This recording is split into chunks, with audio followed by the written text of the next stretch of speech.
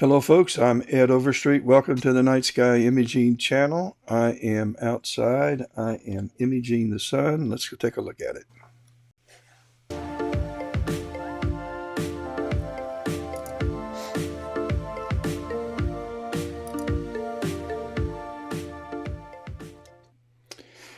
All right, you should be seeing the sun. I tried doing this earlier, but my streaming software wouldn't switch screens, and it was invisible to me until I got a text from a friend that said not it's not working. So it should be working now, though. Let me see if I can't do some things to.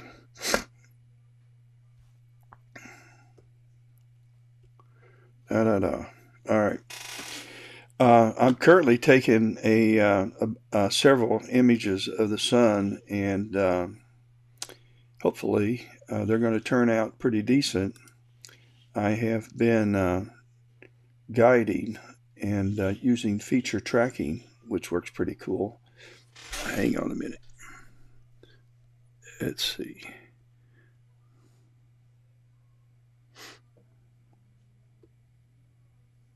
There we go. All right. What I want to do is kind of want to stop the capture process, and as soon as here we go. And I'm going to take you around the sun and show you what I'm interested in imaging. So here we go. Right now, I'm interested in imaging this region right here, the sunspots, this flaring that's going on right here. Let me turn tracking off, and we're going to raise the gain and exposure so you can see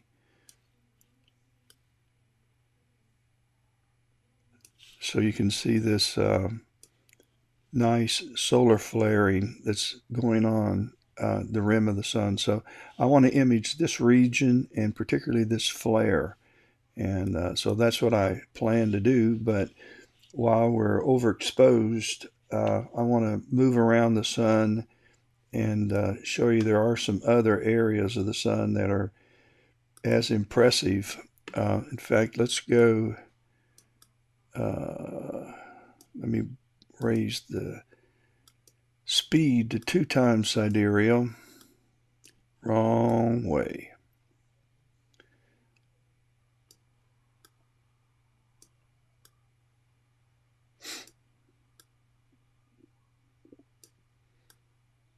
And down here we've got another doozy. And we're getting close to it if it hadn't gone away.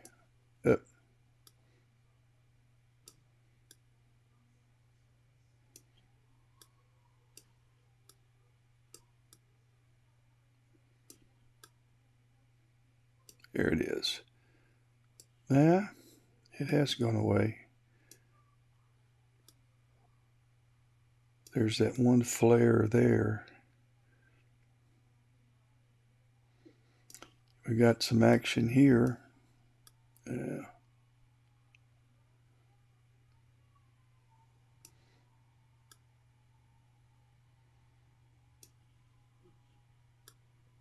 Oh, here it is.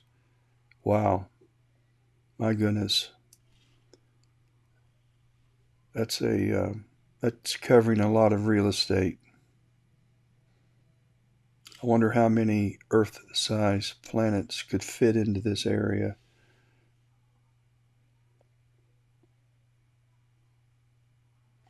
It would probably be about 10 across and 5 high. Probably 50 or so Earth-sized planets would fit into this. Wow. I have overexposed the sun so that I can catch some of the rim activity.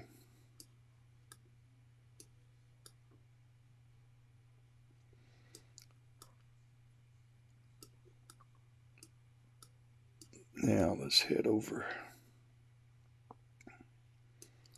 And I'm going to go back down to where I plan to image, and then we've got this impressive solar flare. So I'm really interested in what that has to offer. Before I do that, though, I have two telescopes running right now. Let me go outside and I'll show you. I've got this one is the one I'm imaging with, the one on the bottom, and the one on the top is the Solar Scout. And this has the Solar Scout, the one on top, has the 1600 ASI 1600 camera, and the one on the bottom has the ASI 174. And so I'm going to switch from the 174 to the 1600. And I'm curious to see kind of, let me move this over a little bit. Let me go ahead and switch and see if there it is. We're not well aligned, but I'll move it over. Let's try north.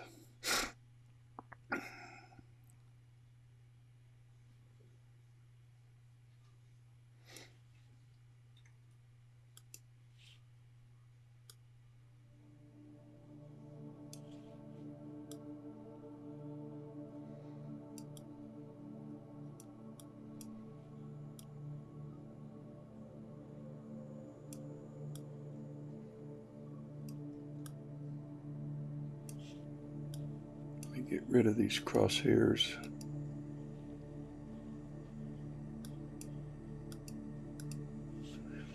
Okay.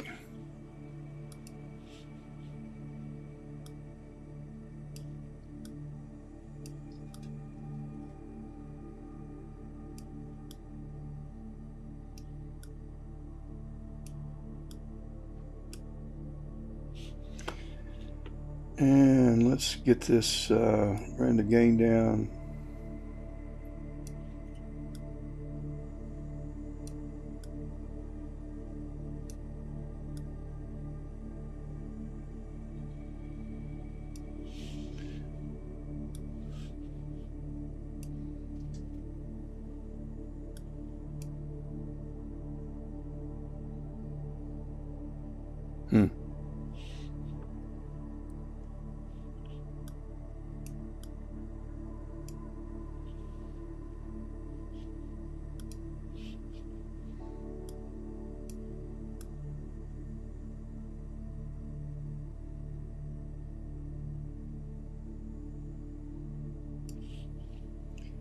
I'm going to switch back.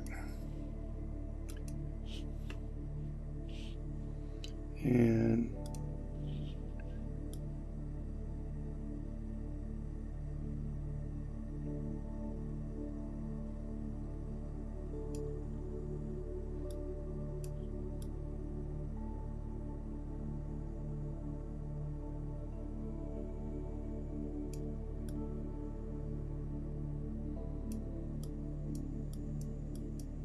I'm going to get that prime right there.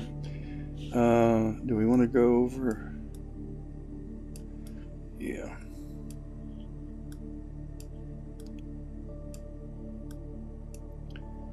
All right, let's go down to 110, gain in 14 seconds. And so let's start knocking off. Let's bring up feature tracking first.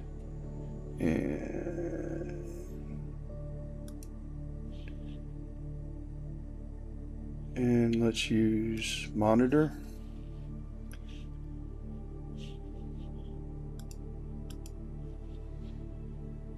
Calibrate. I do need my crosshairs now. I don't want those crosshairs. I want a single crosshair, and I want to put on,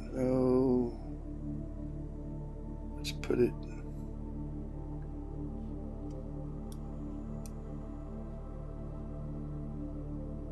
right there. So let's guide on that.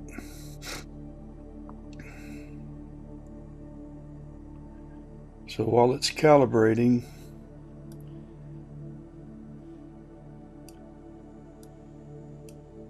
we'll just let it do its thing.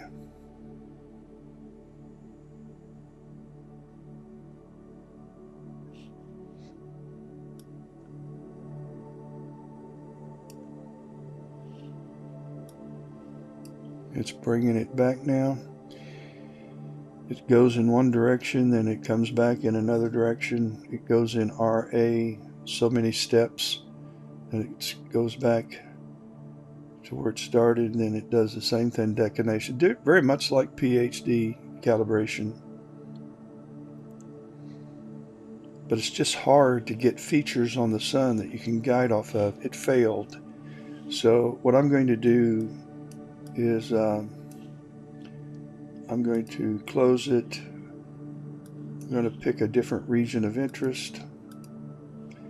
I'm just going to go slightly small. I'm going to go down to 1920 1080, and I want to make sure I still have my big solar flare. Yep, flare is still there.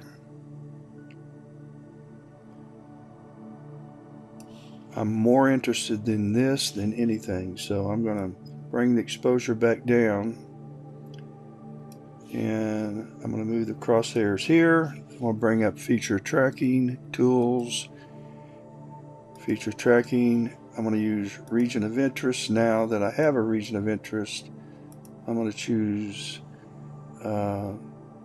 center, mass, monitor.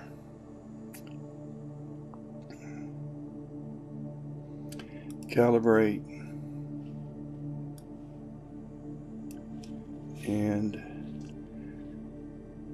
actually it's already calibrated to do this. I'm gonna go ahead and start guiding. It's trying to make corrections, which is good. And here we go. Hope to see all these lines bunched up together here.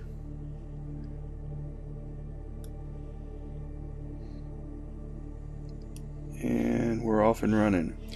So I'm using region of interest. I tried using the mount movement speed. I was able to do that this morning and it worked fine. I don't know why it's not working now, but I got a good calibration and it guided okay, but this guides just as well.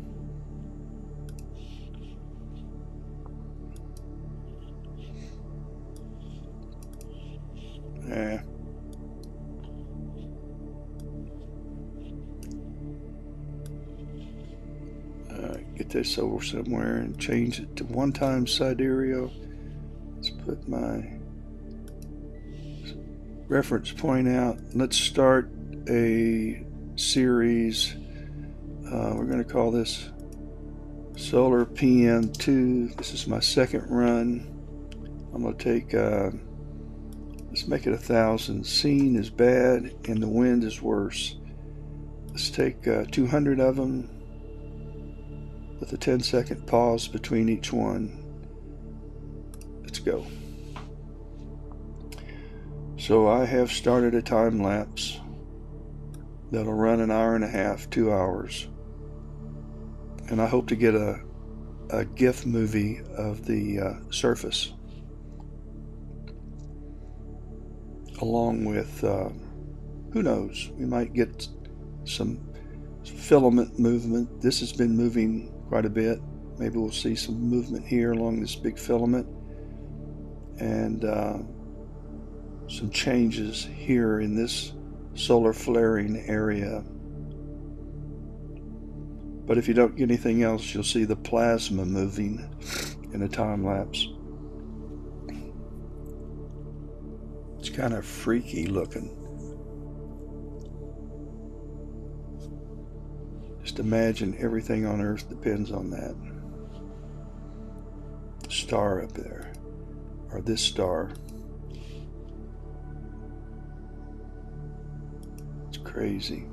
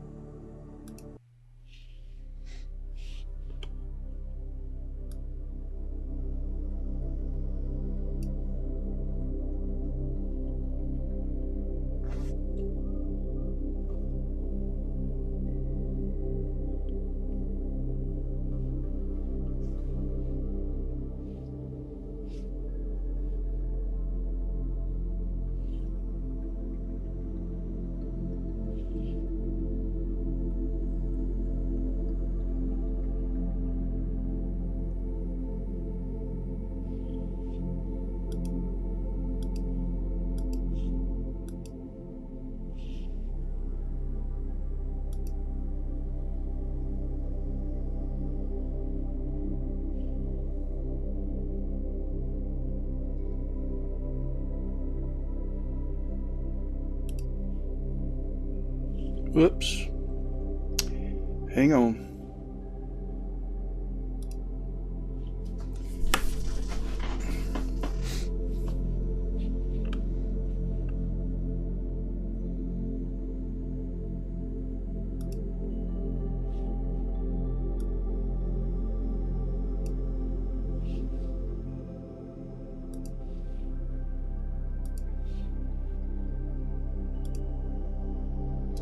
I'm currently taking a time lapse. Hey, Alexandra. Hello to you as well.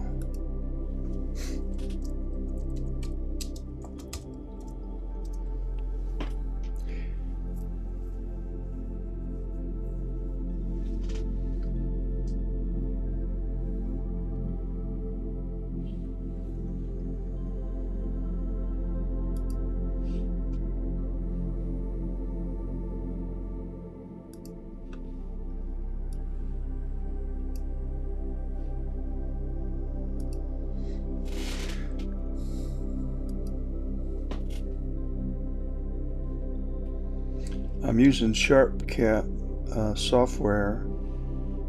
I do have the paid version because I do like some of the features that are certainly worth the ridiculously low price for this software.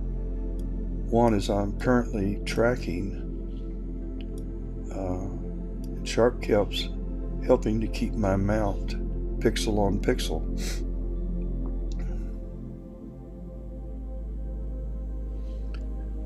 Which is cool. If you just joined, there's a humongous solar flare right here, and it's a biggie.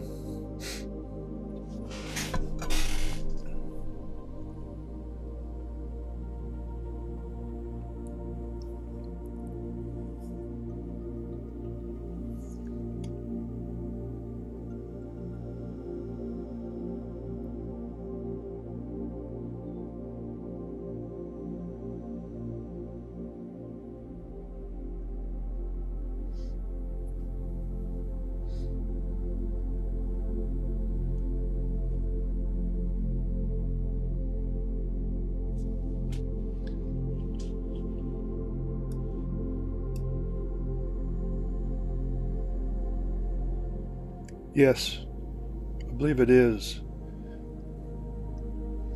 I'll show you what's happening.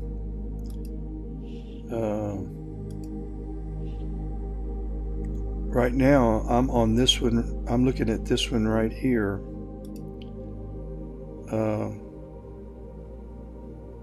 So I'm imaging this filament, this flaring, and this. So this is this part of the sky is what I've got right now, this section right here.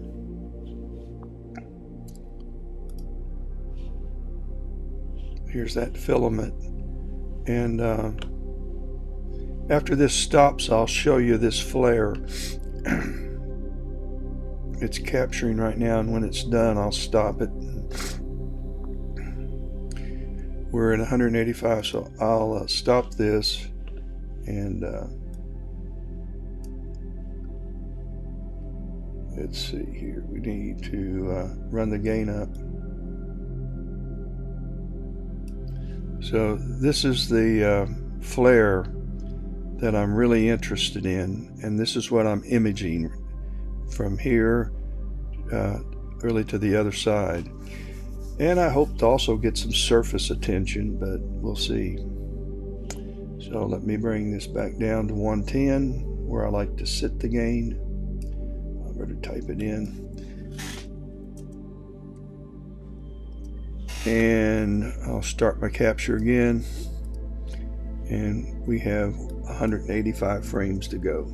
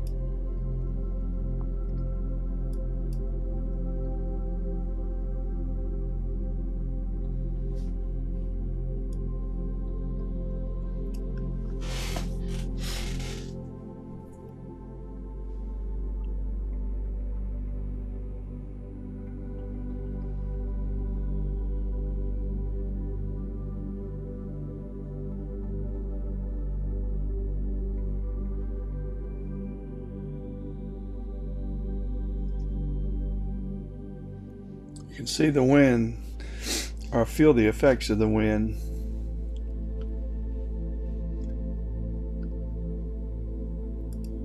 I'll go outside to the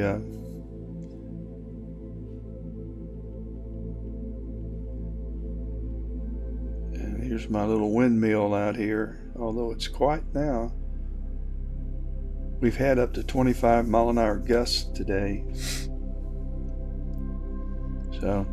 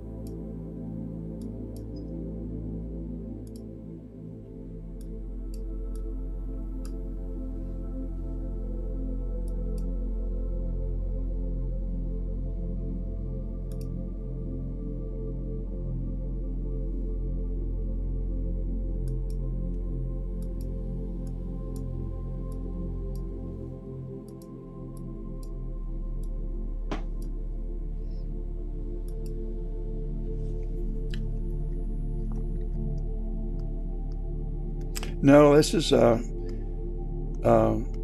quark chromosphere. It's a poor man's um, solar kit. I'm using a Astratech refractor. It's a 65 EDQ. It's a quad refractor. And then I have the quark chromosphere attached, and I'm using this is the 174 camera by ZWO ASI monochrome camera. And then on top of the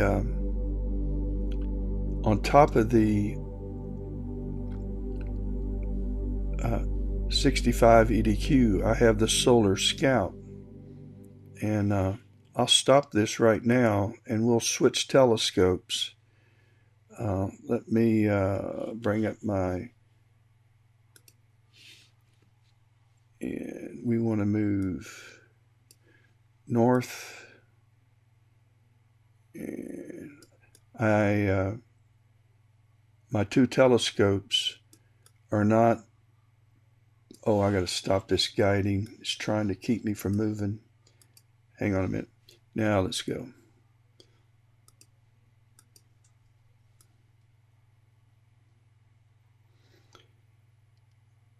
Okay, I'll stop it there. Then I'll go up here and switch from the 174 to the 1600.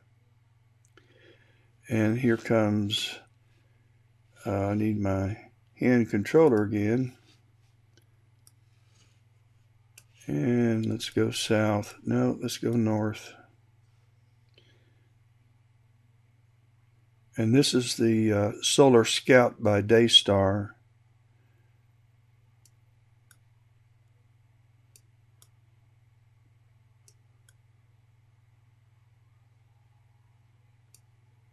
Now, I have a moonlight focuser that I can control. I'm inside, so I can control it from inside.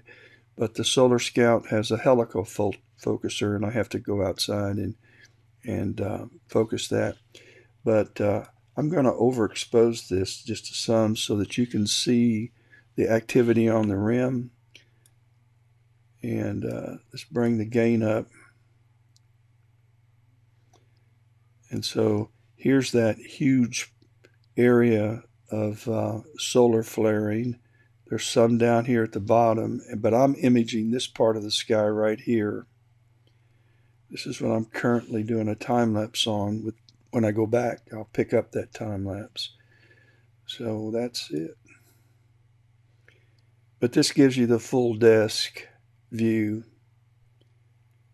And there's that large prom, and this area, those two spots, and this solar flaring here. So I've got this part of the sky right now that I'm imaging, and pretty cool.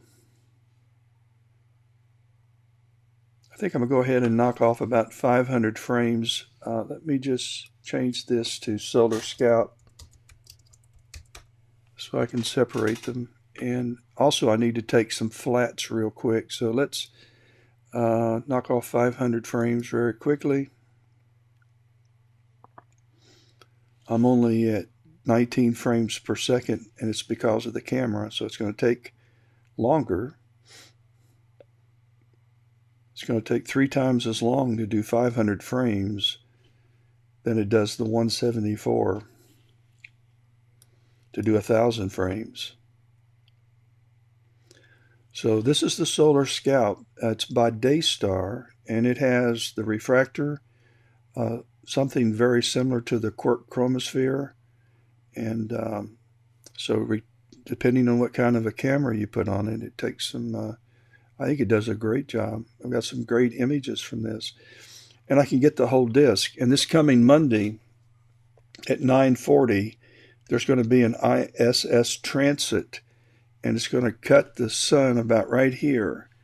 So I plan on having this up and running, and I hope I can get the transit of the International Space Station as it streaks across the sun very quickly. So I'm fingers crossed. We'll see. All right, let me go back outside to the, or not outside, let me go switch back to the other scope, and I'm going to move this out of the picture because I know I need to move it to the upper left-hand corner to bring the other one in because they're not orthogonal.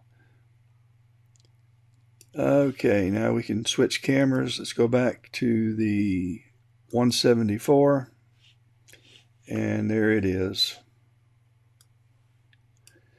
Um, Let me see. Do I have, hang on just a minute. I may have a, uh,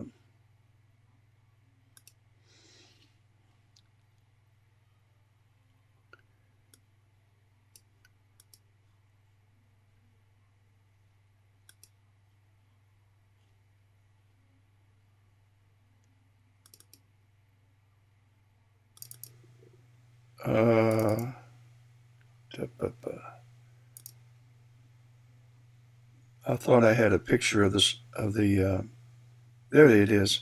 Okay. Those are the, that's what I'm using right now.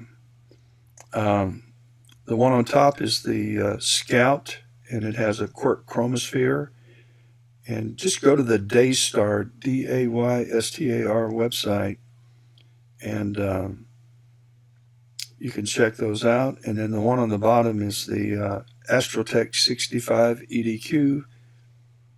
It had, by the way, this is an old picture. I replaced that rig runner power supply that's velcroed to the side of the saddle with a ultimate power box by Pegasus. Works much better. And but at any rate, that's what we're using here. So let me see if I can get us back to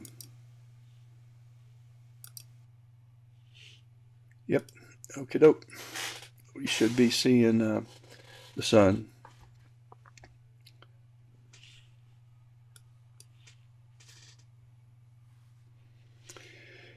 All right, we got to go back to find our spot and start our time lapse back in. And I want to set this to 14.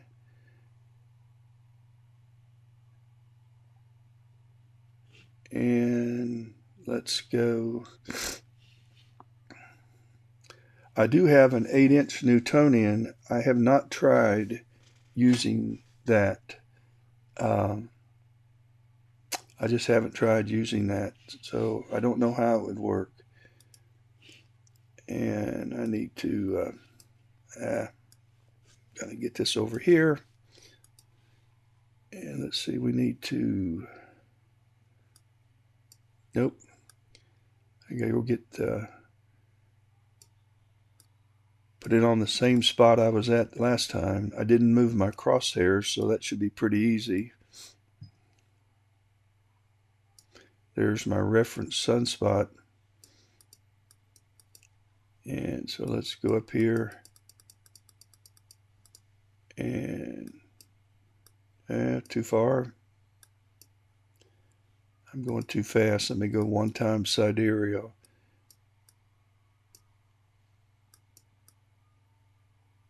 And we'll come back down here. And we'll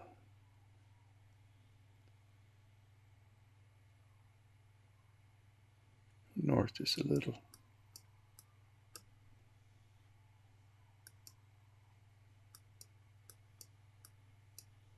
It's kind of hard to get it.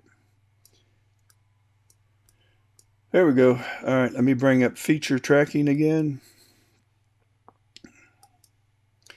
And I'm going to just go ahead and start monitor and guiding because it's already been calibrated.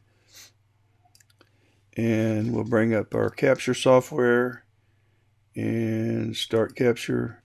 And we have 175 left. So let it rip.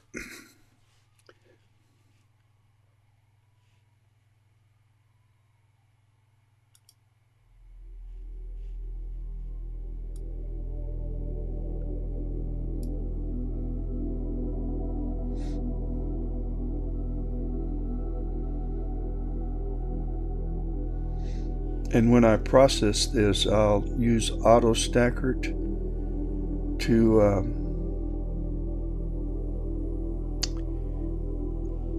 stack the images and register them into a TIFF file.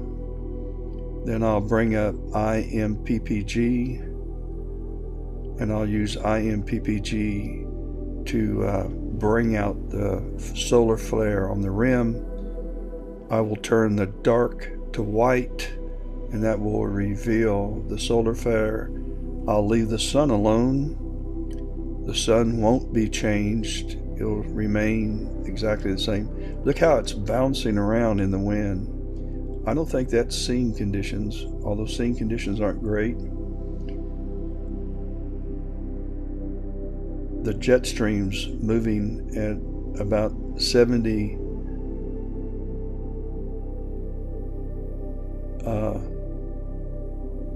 meters per second. That's scooting.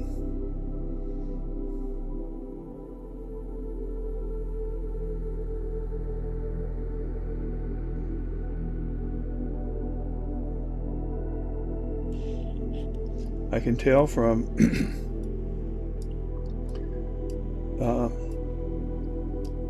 the corrections with my guiding that they're all bunched up here real good, so that's a good sign. I don't know why it's a good sign. I don't know that I even have a basic understanding of how this guiding algorithm works. I just know when the guiding is good, they're bunched up, and when these lines are all over the place, my guiding is bad. So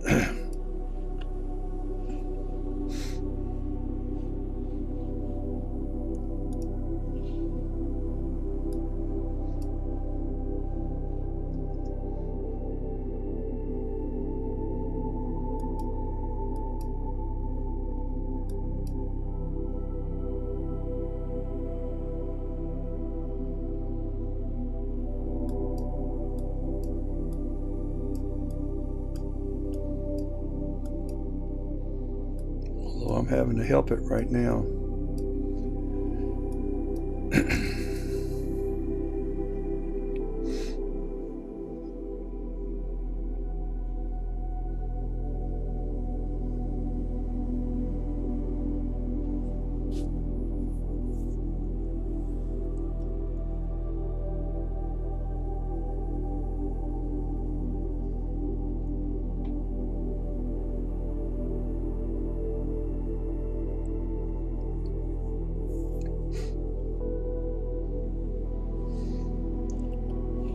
I'll check out my focuser down here and see if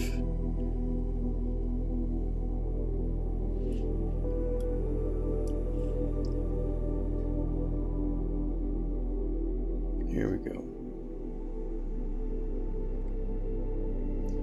And let's try coming out 10 steps.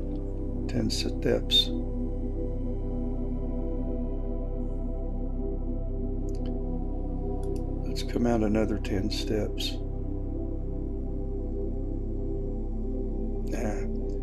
Let's go in. That's better.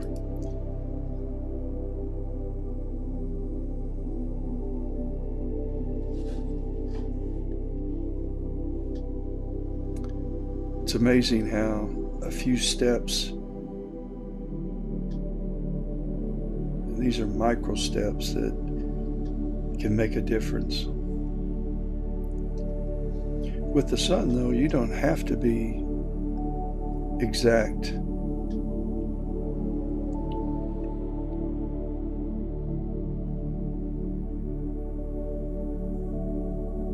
You need to have a reasonable focus.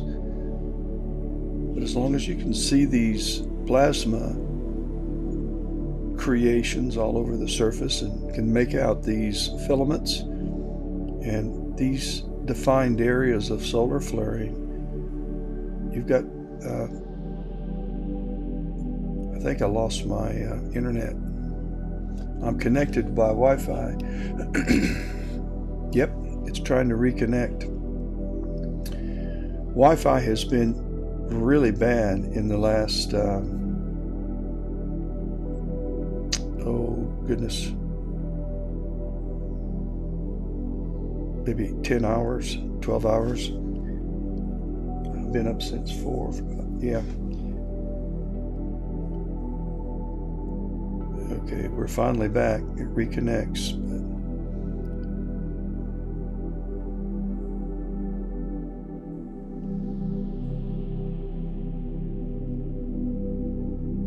Huh. I'm reading your comment about giving the mount an extra volt or two. Well, it can draw as much amperage as it wants to draw. It only draws what it needs to draw.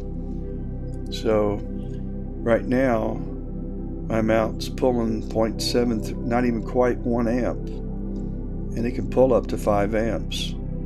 So I don't know. Electricity is something that I do not understand. If it's not plug and play, I'm lost.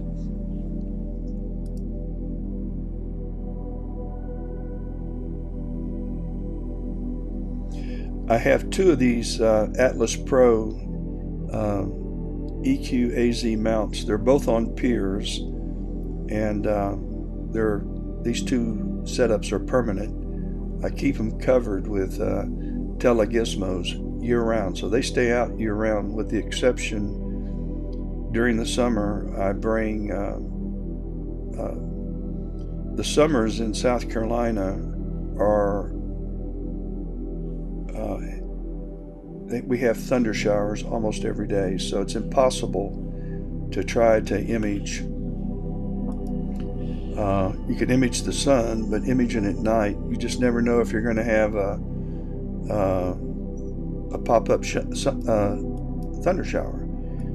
So I bring the mounts in and take them apart and clean them, grease them, put them back together, and I try to I work on the telescopes as well, and clean those up, and I kind of try to do maintenance, but it's very rudimentary maintenance because I'm over my head. But the EQ-AZ mounts are pretty easy to work on.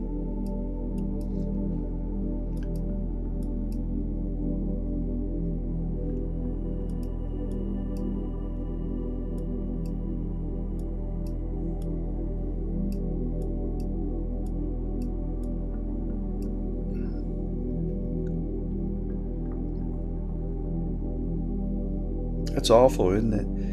You don't realize just how cloudy life is until you buy a telescope.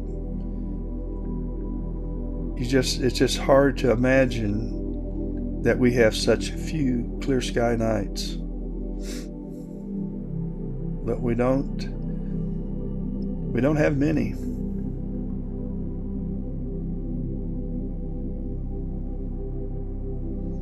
Yeah. Well, my heart goes out to you, Alexandra. I've had better, but not a lot. In January, let's see. Let me go to Let me find up. Let me bring up the hard drive that has most of my pictures.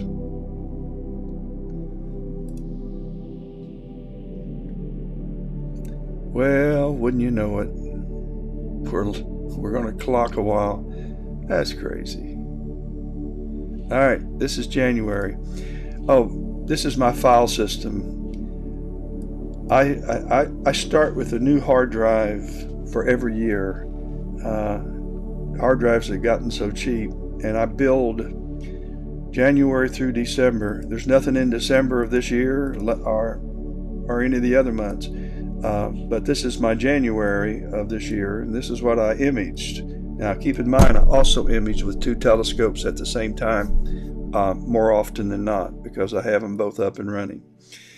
But here's solar. I thought I had some images that I solar images that I've already processed, but I guess I haven't. Yeah, here's one here. Here's one with the Scout that I processed. And so that's with the little telescope that rode on top. And then this is the quark chromosphere. And I don't, and that one was taken probably the same day. I just, but here is the Horsehead Nebula. Anyway, let's get back outside.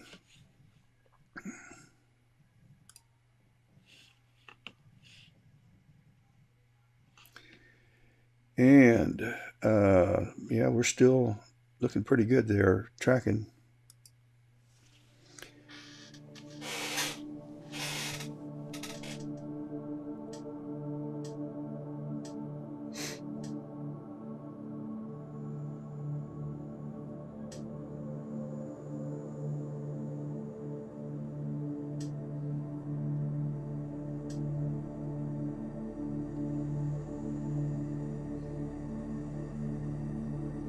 It's a great hobby. I do enjoy it.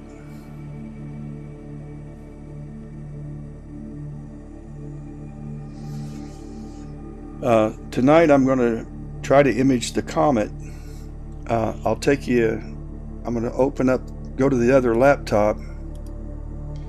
This is the laptop that's also outside. It's connected to the other telescope that's got a towel thrown over it. And I have the comet already set up to image. I've already typed in the RA and DEC address so I can slew to it at 7 o'clock. So what I did was I brought up Sky Safari and I advanced the clock to 7 o'clock. I'll have dark then, and we're in the south, and so got to find the comet.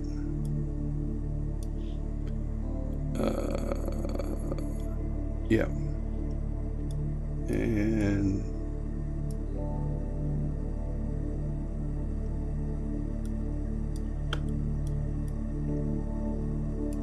well, here's the comet. And so what I plan to do, if you look at the RA and DEC at 7 o'clock, the RA is 529.13.41. I just put those values in my plate solving, 529.13, I think I said 41, and then so tonight all I have to do is click on slew and it will go to the comet, and I'll be ready to hopefully take 145 second long images. I'll be using an 8-inch RASA, and right now the RASA is covered up right here. See, both of these mounts are identical. They're both EQ, they're Skywatchers, HEQ 6s. So, but the RASA is underneath this towel, and I have a laptop connected to this one and a laptop connected to that one, and so I go back and forth between the two. And I'll take that solar telescope off in a little while, and I'll switch that with a refractor. I want to use a Vixen ED81S. So yeah, it's around Polaris. It's in the north.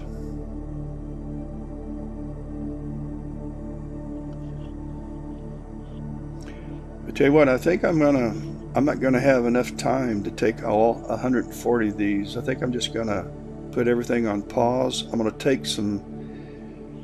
The one thing I'm going to do is I want to take some flats before I sign off of here. So I'm going to move my mount over and kind of, let me speed things up, 2 times sidereal. Yep, wrong way. Some more. I want to fill the frame like so, and then I'm going to defocus about 1,000 steps and remove all of the gradient on the sun, so that all that I have left are my sunspots. And then I'm going to take a couple 500, let's call this flat, and I'm going to take and I'll just use quick capture and take 500-second flats. I'll take another one.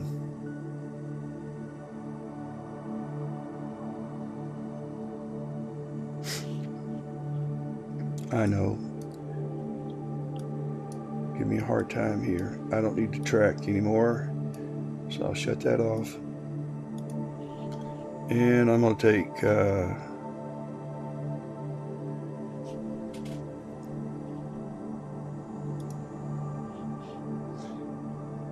let's take one more.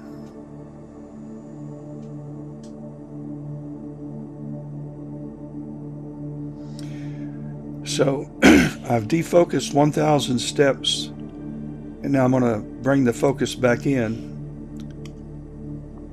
And what it'll do, I'll subtract those dust, this dirt.